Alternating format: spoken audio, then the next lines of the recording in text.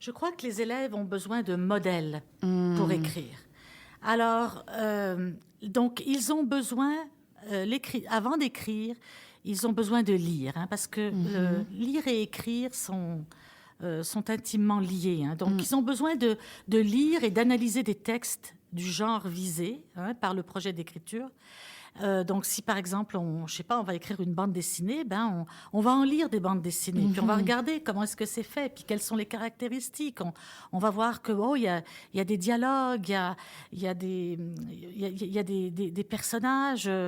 Donc, lire et analyser les textes et les analyser en particulier au niveau de la structure, hein. Mmh. Parce que on sait que la structure du texte, quand les élèves se familiarisent avec la structure, après ça, ils vont pouvoir utiliser la structure pour écrire les textes, Mmh. hein. Donc, la structure, les structures textuelles sont des outils cognitifs qui sont extrêmement puissants. Mmh. Et au niveau pédagogique, on peut amener les élèves à se familiariser avec ces structures, notamment en utilisant des organisateurs graphiques. Oui, j'étais justement à Oui. dire ça là. Alors, C'est j'ai ça. beaucoup fait Ouais. ça dans les séquences pédagogiques que j'ai développées. Elles Mmh. sont toutes centrées, axées autour de l'exploitation de la structure à l'aide d'un organisateur graphique qui représente visuellement les différentes parties du texte et les sous-parties.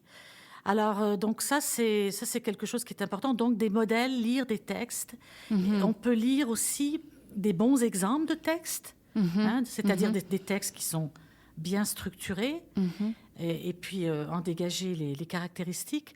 Et ensuite, lire ce qu'on appelle des contre-exemples, donc des textes qui sont moins bien construits, encore une fois, pour renforcer les connaissances au niveau de la structure. Alors ça, c'est une première forme de modèle, une première sorte de modèle. Aussi, une autre sorte de modèle, c'est au niveau de la démarche d'écriture. Donc, je pense que c'est important pour les élèves d'avoir un modèle de l'enseignant qui partage avec les élèves sa démarche d'écriture. La Alors, démarche il f d'écriture, c'est ah! quoi? C'est les stratégies d'écriture. Donc, comment est-ce que je m'y prends pour planifier mon texte, pour le rédiger, pour le réviser? Quelles sont les stratégies que je mobilise? Et donc, c'est important que l'enseignant se montre comme modèle, serve de modèle aux élèves au niveau de l'utilisation des stratégies d'écriture à l'étape de la planification, de la rédaction et de la révision. Alors, si je comprends bien, d'abord, on va montrer des modèles, un modèle exemplaire, un contre-exemple, puis ensuite, on va passer à un modélage de l'écriture de la part de l'enseignant. Oui, OK. c'est exactement. Et l'enseignant raisonne à haute voix devant les élèves, hein, et Le processus. elle fait part aux élèves de ses difficultés, des obstacles qu'elle rencontre, de la manière dont elle s'y prend pour les résoudre. Et donc, ça permet aux élèves de voir,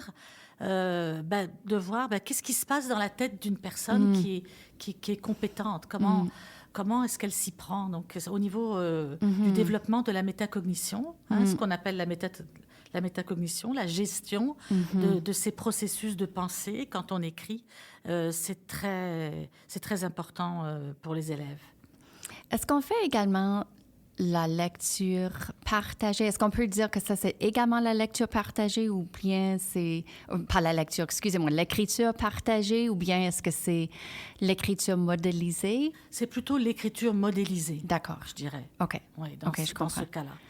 Oui, c'est OK, pas c'est quelque clair. chose qui est facile, hein, il faut être très bien préparé, Oui, justement. parce que c'est pas évident de faire ça devant les élèves. Oui, justement. Mais bon, on sait que le modelage cognitif, c'est quelque chose qui favorise l'apprentissage de tous les élèves, que ce soit des élèves qui ont le français comme langue première ou comme langue seconde.